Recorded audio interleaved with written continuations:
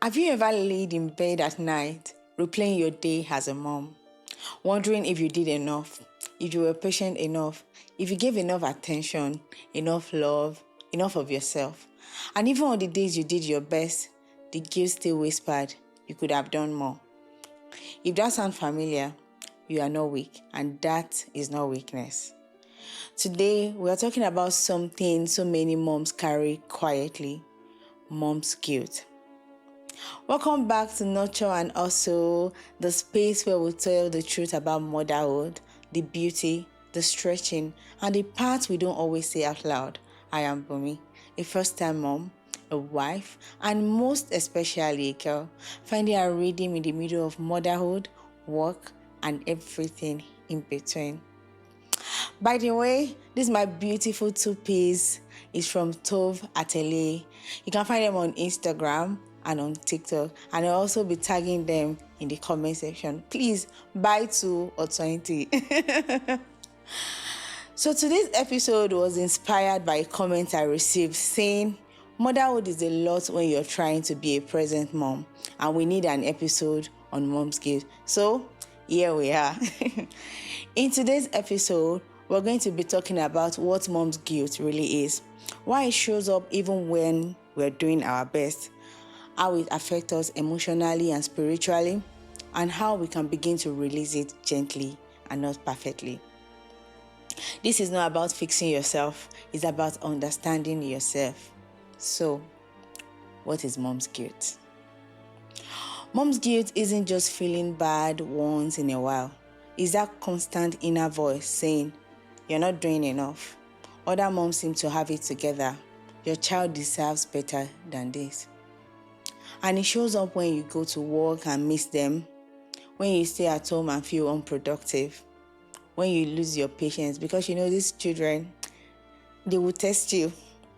When you take time for yourself, and when you don't even take time for yourself. It is exhausting because the standard keeps moving.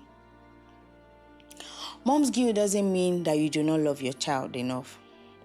It usually means that you love them deeply, and that love comes with pressure. So why do we feel so guilty? Unrealistic expectations.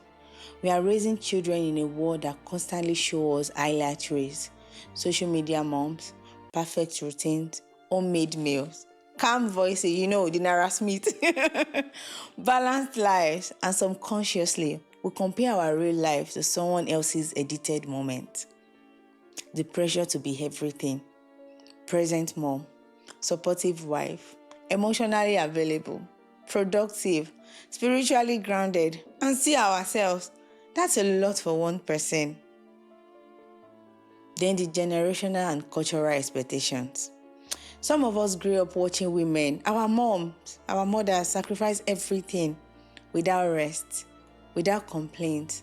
So when we rest, we feel selfish. When we ask for help, we feel as though we are weak. And when we struggled, we feel like we're failing. But struggling doesn't mean failing. Mom's guilt isn't always loud. Sometimes it's subtle. Feeling bad for scrolling on your phone, for watching TikTok, feeling guilty for wanting some time alone, feeling torn between work and home, feeling guilty for enjoying motherhood and wanting a break, and even feeling guilty when you don't enjoy it. And here is the hard truth. You can love your child with your whole heart and still feel overwhelmed. Both can exist. Mom's guilt doesn't just sit in the mind, it settles in the heart. And it can lead to emotional exhaustion, loss of joy, constant self-criticism, feeling unseen and unsupported. And spiritually, guilt can distort how we see ourselves and even how we think God sees us.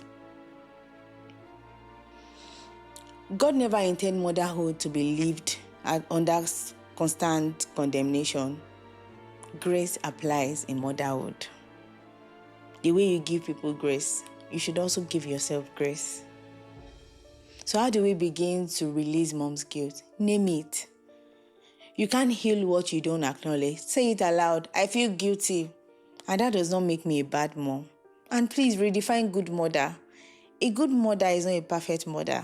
A good mother shows up, tries again, feels deeply, loves deeply, apologize when needed. Your child does not need perfection. They need you. And allow help without shame. Needing help does not mean that you are weak. It means that you are human. Practice self-compassion. Speak to yourself the way you speak to another mom. You will not tell another mom that, hey, you are failing. So why say it to yourself? Give yourself that grace. If you are a mom trying to be present, I see you. Present motherhood is beautiful, but it is also heavy. You are allowed to need rest. You are allowed to ask for help. You are allowed to have hard days. You are allowed to be more than just one thing. Your love is not measured by exhaustion. If mom's guilt has been loud in your life, I want you to hear this. You are not failing. You are learning. Even on the messy days. Release the pressure to be perfect. Choose presence over punishment and grace over guilt. If this episode resonates with you, please share it with another mom who might need this reminder today. You are doing better than you think. Thank you for listening to today's episode. I am Bumi, and this is Nurture and Also. Until next episode, take care of yourself, but most importantly, keep nurturing and hustling your way always. Bye.